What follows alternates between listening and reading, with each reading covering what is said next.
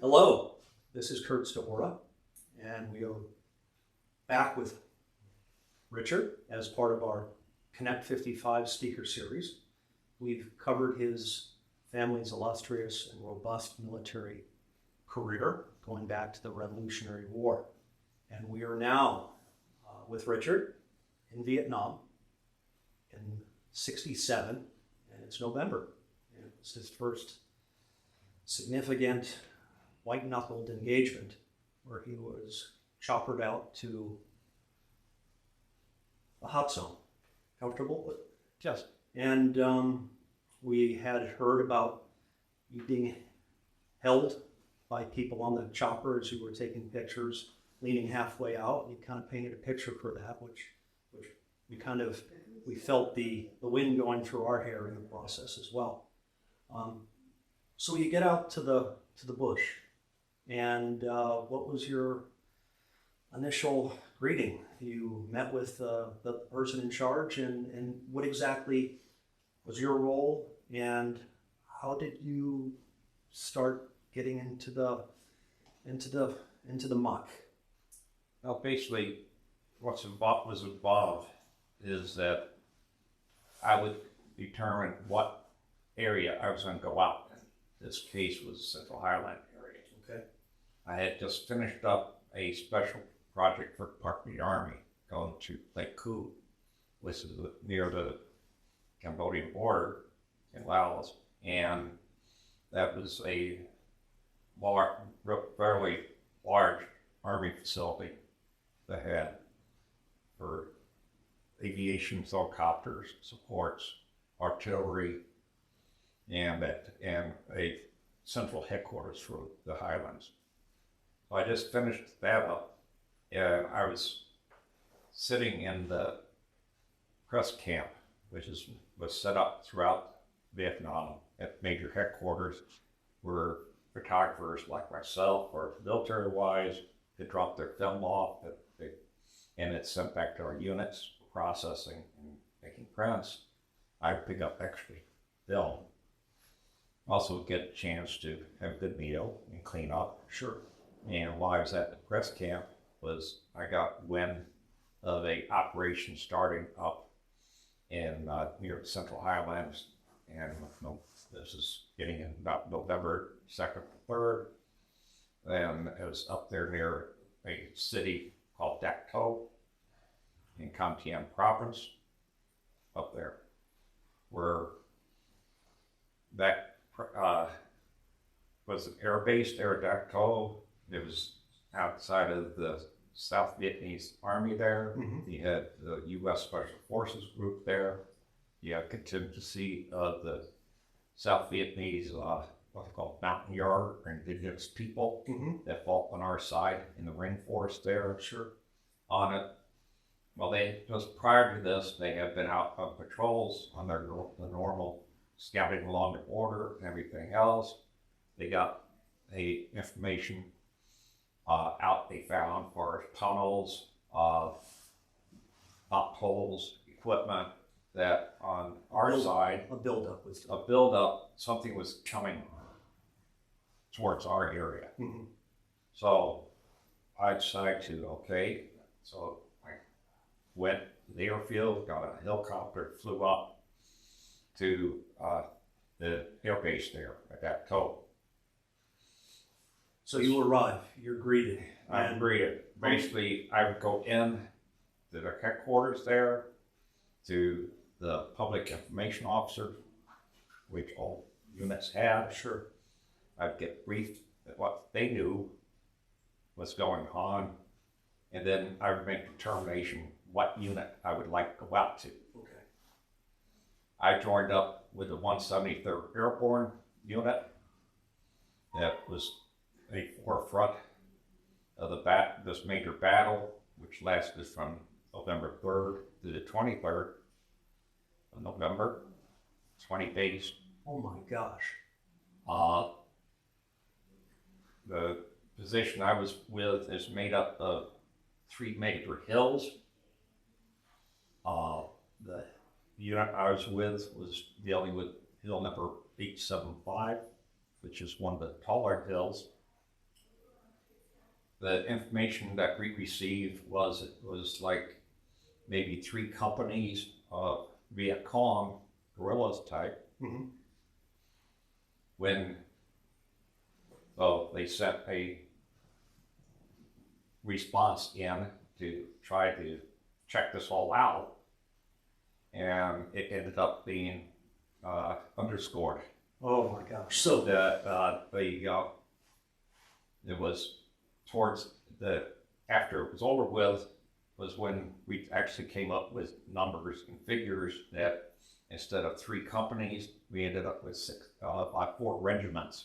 so the difference is 16,000 people we were involved with. they undershot a little bit. So the unit I was with, we ended up, they called part of that battle the Battle of the Slopes. Since we were going from the bottom of the hill, trying to get to the top of the hill, going up the slopes, carrying everything we could Sure. to get up there. So there are 3 hills. Obviously, the high ground is significant. So strategically, 875 was the goal. We go in the United States thinking that there are substantially fewer in defense of this than there actually were, and we found out that later it was largely undershot. 16,000 troops eventually. Yes. And how long were you out? You said the battle lasted. I was out till the 22nd. So you were there for Basically the whole time, about 20 days, I was with those units. obviously the weather was inclement over the course of that time. Rain season, mud. It was not to our advantage. It was, like I said, rainy, slippery. There was times which, because of the rain and monsoons, we did not have air support, or artillery support, which was a vital impact on us. Supplies probably. Supplies normally would come in by helicopters, couldn't fly. So basically it was like, and so the North Vietnamese soldiers, which was the People's Army of North Vietnam, is their name, and they just let us filter it in Okay. and work our way up the hill. There was some resistance, but not enough to worry about it. Okay. We got up on the hill, and then we started getting reports of greater activity happening below the hill. Starting encirclement. That they start encirclement, trapping where the supplies would come in below there, and then try to get filtered up to us. They couldn't because the routes were taken over. Wow. So we were at the top, and it was one of those things. You called in everything you could, and you fought, and So we're talking about almost 3 weeks here. Yep. And there was inclement weather, so ammunition, food, supplies couldn't get in, and supplies couldn't get up because you were entirely surrounded at the base of the hill. And it's raining, and you're being constantly shelled. So, a couple of questions, if I may be so bold.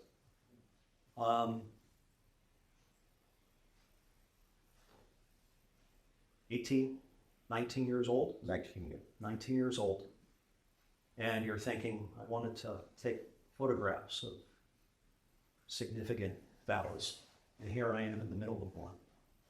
What was it like being at the top of the hill, knowing that you're kind of completely surrounded? Because that becomes less of a secret over the course of 3 weeks, right? Well, it's immediately, for a few days, it was like the full impact didn't really get involved, except we started losing air support and ground supplies. That as it progressed, then that's when the Vietnam North Vietnam soldiers decided, well, it was time to start coming up the hill. Okay. So we're at the top, trying to hold the old high ground Right? on it. And of course, we're taking losses, wounded and all, and some died there.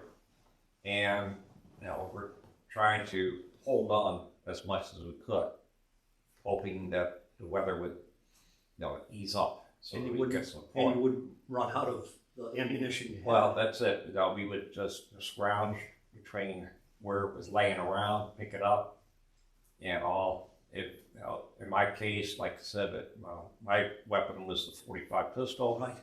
I ended up real quick after taking pictures and all that stuff, and I made the determination at that point it was time to put the camera down and help protect the other people. Sure. And pick up the M16.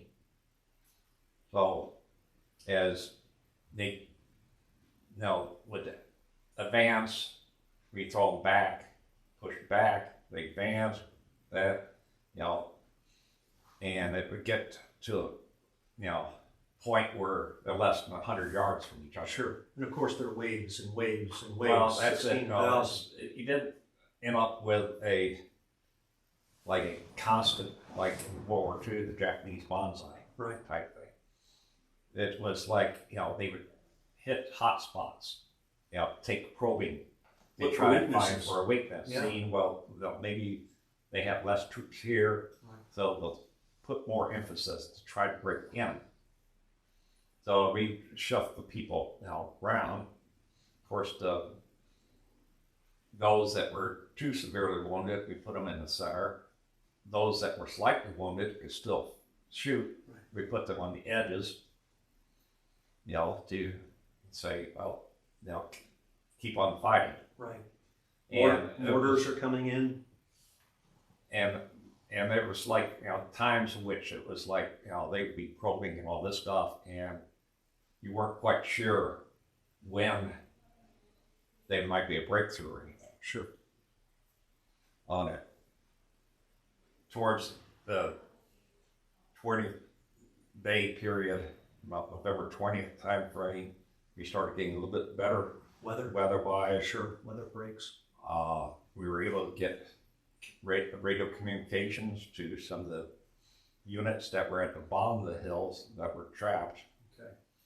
And they would relay a radio communication back into Dak To Air Base that had helicopters and C-130 planes and all. Where you could try to get some air So support. they would try to, combination of air support and also to try to get some artillery in. Sure. And it was towards, like I said, around the 20th of November was when we started really getting critical. And luckily on that one day that the Air Force sent a spotter plane, and they recognized where we were, they recognized where the other people were, and so they brought in some,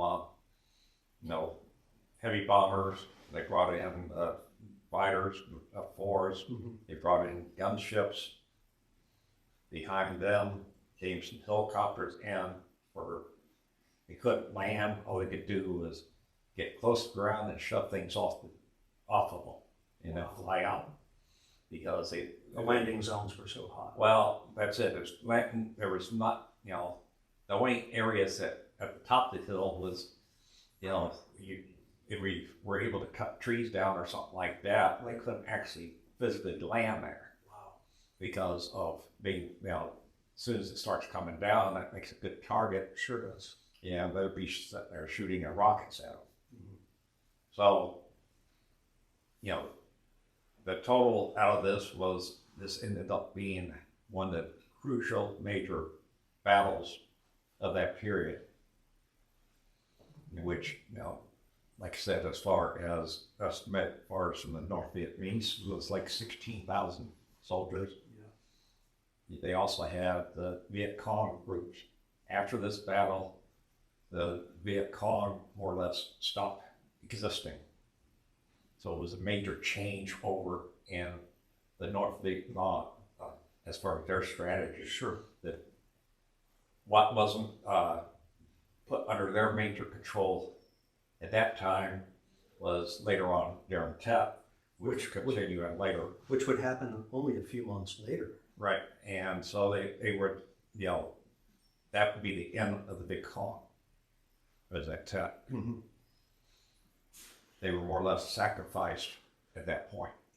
So you mentioned, I'm going to ask questions that I'm sure our viewers would ask if it's okay. What was the emotional toll? You're seeing day, night, day battle, night battle. Sometimes must have been fear. You get to know the guys a little bit, and then you're losing guys. How do you didn't put that into words, looking back on it in retrospect? Basically, you shifted, like I said, I shifted from being a photographer to offensive, being like an infantry guy. Sure. Okay, which shifted from the role of the infantry guy being offensive to a defense mode. So protect the people around you, protect those that are wounded, that may not be able to fight if this continues. So you end up shifting mindsets as this goes and try to figure out, hopefully the next sunrise comes up, that you get rested. Yeah. Did you feel that you were prepared for this as a photographer? I mean, you went through some basic training, but the infantry dynamic was not something that you had anticipated, probably, correct? Well, that's true. You have very little bit of training. Mm-hmm. Okay, when I was in New Jersey at the course, we would go down and spent like a weekend or two at Fort Dix, New Jersey, which is a big Army base in southern New Jersey. Mm-hmm. So we'd go down there and take our cameras out, pretend that we're out there covering combat. Sure. On it. So you learn a little bit of what they're doing. Right. So you have already a little bit of knowledge of what the infantry guy is going to do. Okay. What their job is. How about the shooting itself? The shooting, you never quite got used to it. Mm-hmm. It especially as it progresses. In this case, it was coming. When you start talking of a 20-day type war battle, you're in a situation where you weren't quite sure as far as you're going to get that support in time. Mm-hmm. And with the probing and attacks they were doing, you weren't, the whole thing was, well, come on, let's make one more day, hoping that You're in survival. You're in survival mode. So you forget about everything else. If it's a matter of needing to protect the guy on either side of you, that's what you do. That's what they do to you. Were the evenings difficult? Well, they would still probe, but not full attacks. Okay. No, about sleep.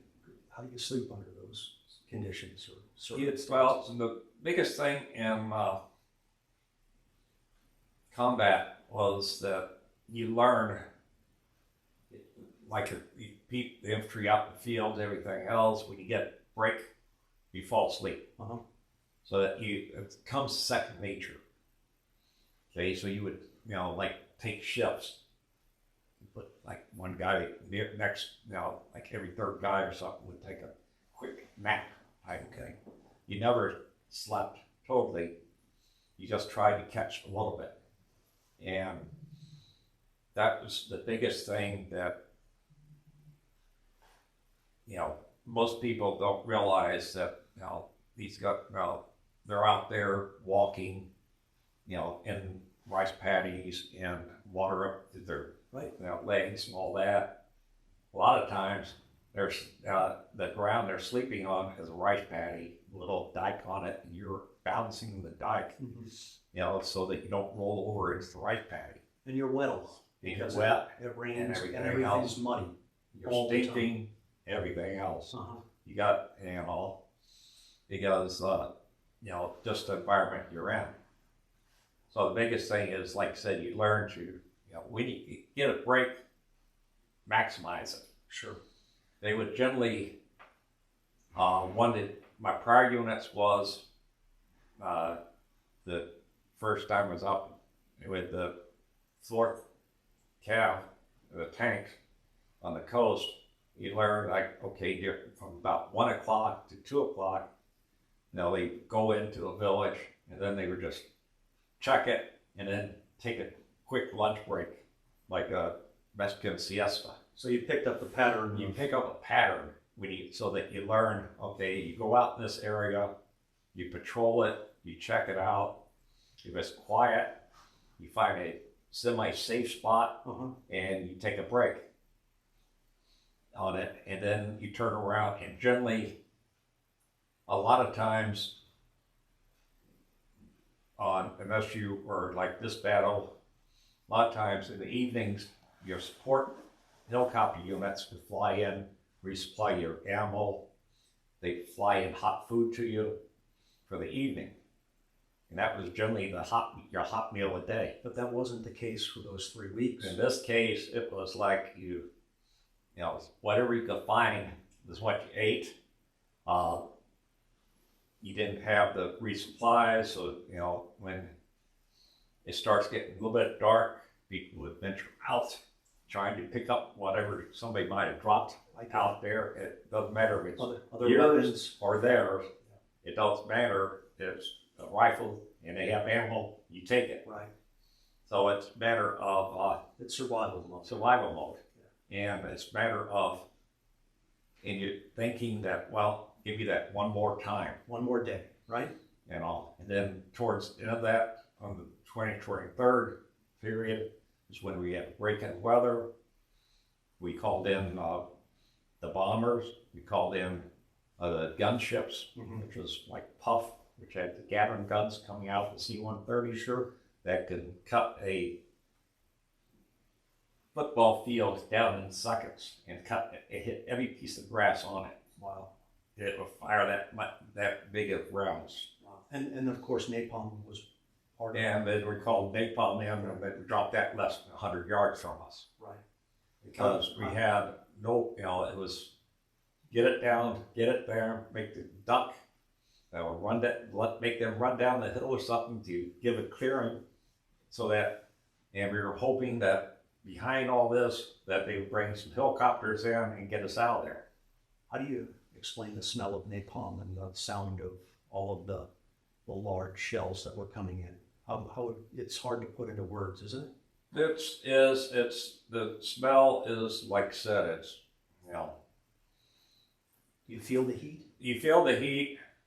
You definitely smell the smell of burning wood, jungle, rot, and fortunately sometimes bodies. Right. When artillery rounds are getting called in that close to you, less than 100 yards, you're more worried about trying to keep low to the ground, Make sure they're because you're, you know, more worried about shrapnel from this stuff. sure. And So you're hoping that the gunners, person that calls this in, knows what they're doing got the coordinates right. and drop it in. And then, like I said, I started working from our lines back down the hill in rows to rows. They'll make these bomb runs. What'd you learn about yourself while all this was going on? And what'd you learn about the guys around you? You said you grew up in a military family, and not only your family, but the other families around you. Did you feel the strength of those bonds that you had established? You establish comradeship, camaraderie with everybody you're with. It's like, you know, even like, you know, everybody loves being in front of the camera, not the guy behind the camera. So you point a camera at somebody, and you ask him, well, where are you from?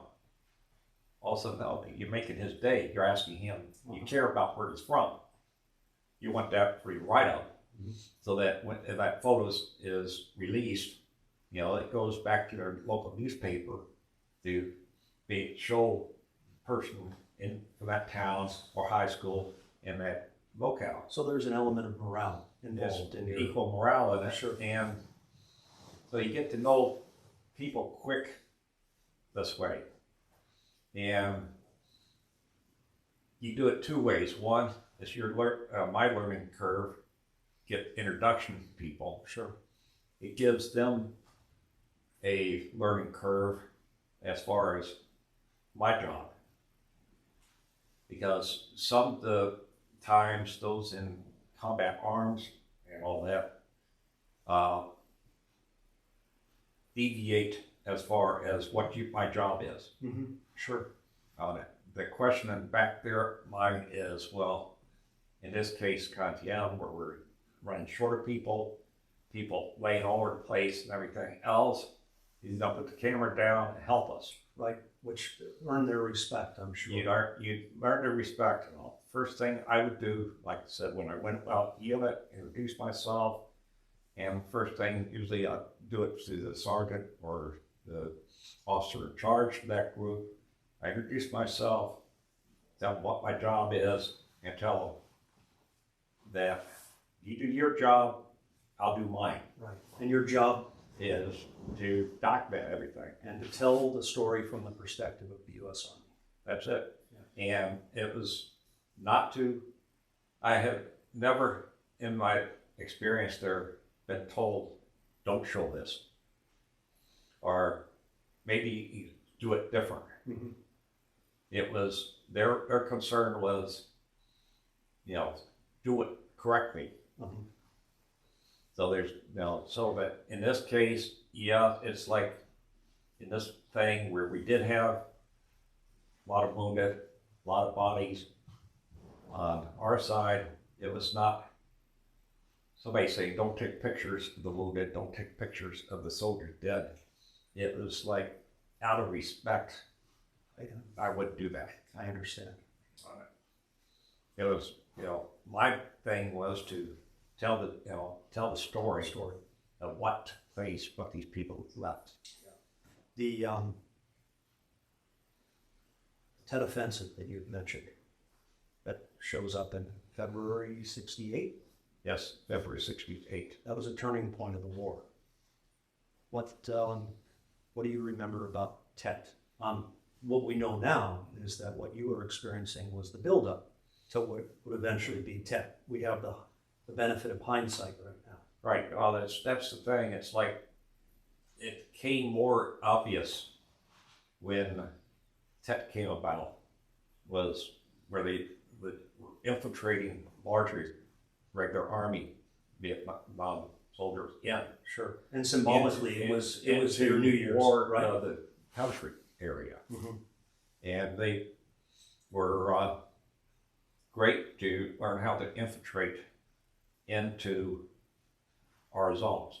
Through the Ho Chi Minh Trail. Ho Chi Minh Trail, the military hired civilians. In fact, there in Saigon, the barber that worked in my headquarters barber shop, they found him out there at the end of the runway with satchel charge, where they were trying to come into the Tesla air base to blow up the planes. Wow. So information was coming from So it was everywhere. everywhere. Yeah, it was. So the lines weren't definitive the way they are in most wars. It's not like World War I, World War I, trenches. II, Yeah. everybody wore uniform, Right. different uniform. No, the current movies show these people in black pajama type thing. Sure. That's common wear. And, Yeah. light clothing, it's lightweight, easy to clean. That's what the average Vietnamese wore. And there were political allegiances mixed in virtually every single town. Yes. And cities. There were allegiances on both sides. That's like in Saigon there, of course, was the South Vietnam headquarters and palace and all. You had a Chinese zone, which was made up Chinese merchants, sales areas. Well, that was also not within the border. That thing was where the civilian press hotel was, which they sort of got surrounded during the TEP. Wow. Can we talk about that a little bit? Because one of the things that you and I discussed was that your role was that of Army photographer. And you said that right around TEP, which was significant, it was a significant turning point in the war. And that's when the North really made a push. Yeah. What was did you engage with any of the other media photographers or? Yes, I got to know Klondike, some of the NBC, ABC people that were young, just getting into correspondence news on it, that their stories is what everybody saw stateside at the dinner 6 o'clock news was their video, their stories coming back from there. And this was our first war that we had really seen in our living room at this point. That everybody, you had your eating meal from 5 to 6. Yeah. Everybody, we had first TVs where, back in the 50s, early 60s, sure, black and white TVs came out. Everybody had to go get one to the modern age. Everybody turned into the news because, that you weren't restricted to the local newspaper. You had national TV news. Right. At that time, we were broadcasting almost around the clock out of Vietnam on it. So they didn't have we weren't censoring the civilian press or what they released. Okay. We would encourage them a little bit, says, well, how about, not showing the casualties or stuff like that. Okay. So, and during tough change, like I said, in the Contium, we ran across the 4 regiments coming in Central Highland area, got them early. They were to move further in to take over the Central Highland Dakota Air Base, and they were eventually cut across to the China Sea and disrupt the whole zone. There in TEP, that was just one group. You had the other group come from Cambodia, Laos, through the southern. Which we weren't allowed at that point to engage, right? As far as officially. Yep. Okay, we did have, as far as later on I learned through some of my experiences with other groups that there was recons that was used to scout along the border and try to pick up information, and that was part of the MACV, what they call SOC, which had the LRPs, which is long range reconnaissance patrols, which would go along the border, try to pick up signs as far as where the Ho Chi Minh Trail the Ho Chi Minh Trail, the activity on it. If they lucked out, they capture somebody, bring back for questioning to get more in depth. So at that time, that was about all the activity that they were doing. We still have the rules that no cross the river shooting on it, even though it would frustrate us, but there was rules. We follow the rules. Yeah, they didn't. But after TEP, the illusion of the U.S. on a constant win of this war, the bubbles sort of got shattered. That's where it shifted. It shifted at Initep, showing how much they were willing to sacrifice to try to disrupt the country and all. That's where the narrative changed. That's where, at that point, after TEP, then civilian press sort of shifted that to, because that was always the same. Well, what changed? Right. Well, it was us battling within the cities of themselves like in Way, Marines going Right, back and forth, that battling that to take over control. Yes, it's more documentation how the civilian population was decimated because the common thing was to go into a local town and kill all those that were in charge. It's also when it became abundantly clear that support was being given to the North more overtly from other. There was, well, it was, yes, it was like, The Chinese. first we knew, North Vietnam was with Communist China. Right. Okay. As during Tet and all, we started seeing shift of weapons made in, Soviet bloc countries, Czechoslovakia, ammunition from here or there, where it was more than just Chinese stuff. It was all over, and between Soviet bloc countries, Russia, and all. So, but the big thing is like heads were shaking on how did this guerrilla warfare all of a sudden do this much and this coordinated type attack, which normally would be like, a general learning how to do the stuff out of West Point. Right. On that precision type And the coordination. insertion. Yeah. And how it was. And at that, because of how this was handled, the end of Tet saw the end of the Viet Cong guerrillas. Okay. They were the final sacrifice in Tet. After that, you saw the total shift of the North Vietnam Army, People's Army, became the main force. All right. They started with better equipment. First time seeing tanks, Different strategies. cuts, and total shifting. Yeah. On our side, it was like heads were shaking. It's stateside as far as where did these people come from? New war. I think this is a great place for us to stop because this is like chapter 2, and I think chapter 3, as part of our series